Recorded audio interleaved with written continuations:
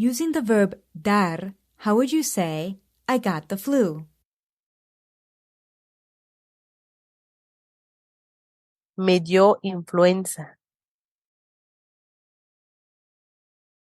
Me dio influenza.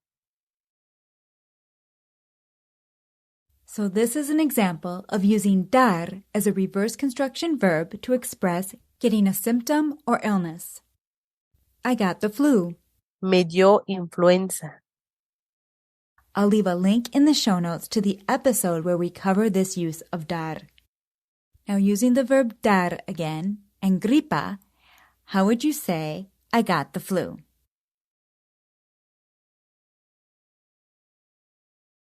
Me dio gripa. Me dio gripa.